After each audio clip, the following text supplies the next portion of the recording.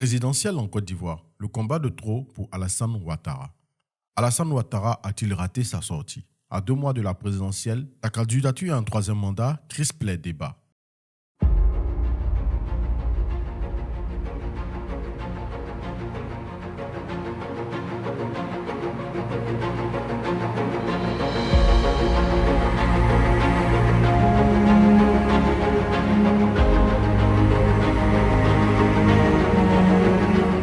Le destin d'un homme politique peut basculer au moment d'une décision, d'une action ou d'un discours.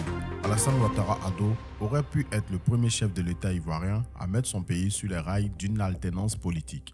Et on aurait pu analyser sereinement le bilan de ses 2 mandats successifs, en prélude à l'élection de son successeur, quel qu'il soit. On aurait alors salué sa décision de se retirer, mis en avant les forces et les faiblesses de son action.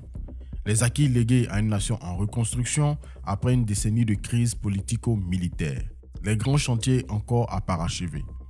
À la tête de sa fondation pour le climat et la bonne gouvernance, Ado, lui, aurait parcouru les conférences internationales, joué le rôle de sage à l'occasion de médiation continentale. Mais sa décision de briguer un troisième mandat, intervenue après le décès brutal le 8 juillet d'Amadou Gon Coulibaly, son premier ministre et candidat désigné du Rassemblement des Eaux-Fouettistes pour la démocratie et la paix, RHDP, a tout changé. Ado a d'ores et déjà manqué sa sortie.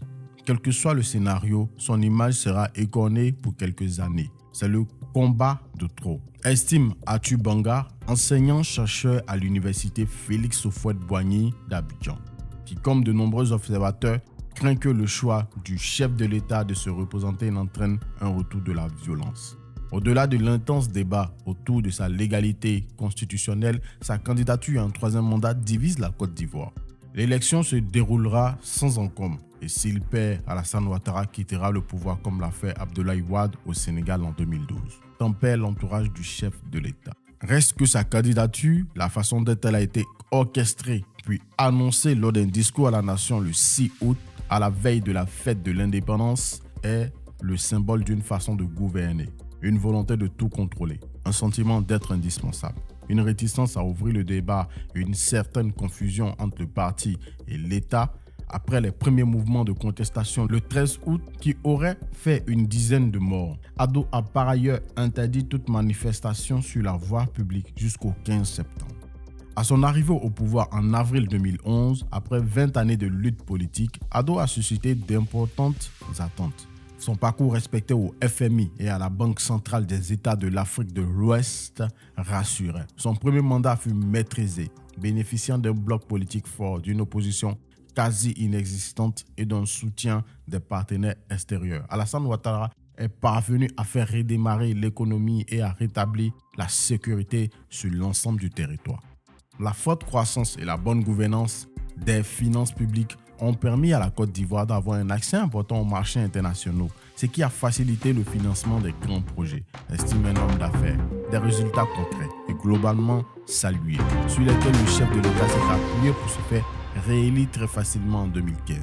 En faisant alors de l'Ivoirien nouveau son grand thème de campagne, permettant d'axer ses efforts sur la transformation de l'économie, sur les jeunes et les femmes, sur la lutte contre la corruption et la réconciliation.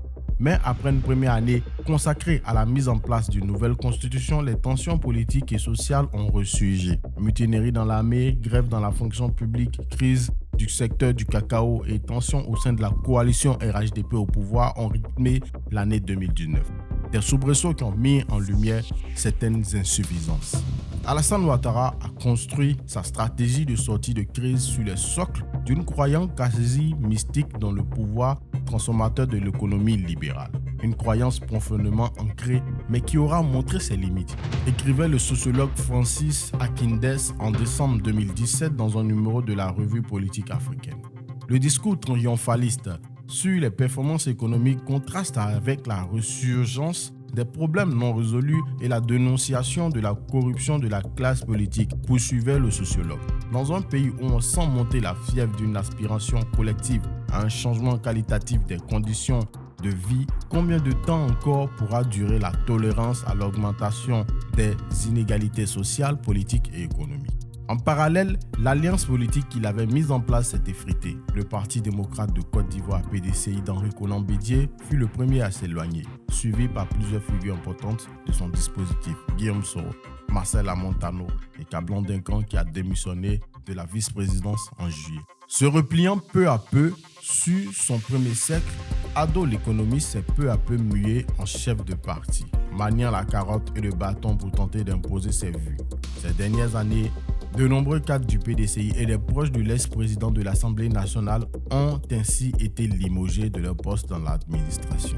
Les condamnations qui ont frappé Soro, Blé Goudé et l'ancien président Gbagbo ont leur côté renforcé le sentiment d'une justice à sens unique qui n'aurait pas fait preuve de son indépendance. Pour le politologue Gilles Yabi, fondateur du think tank Kwati, le deuxième mandat d'Ado a été aussi marqué par une volonté de se maintenir au pouvoir par tous les moyens.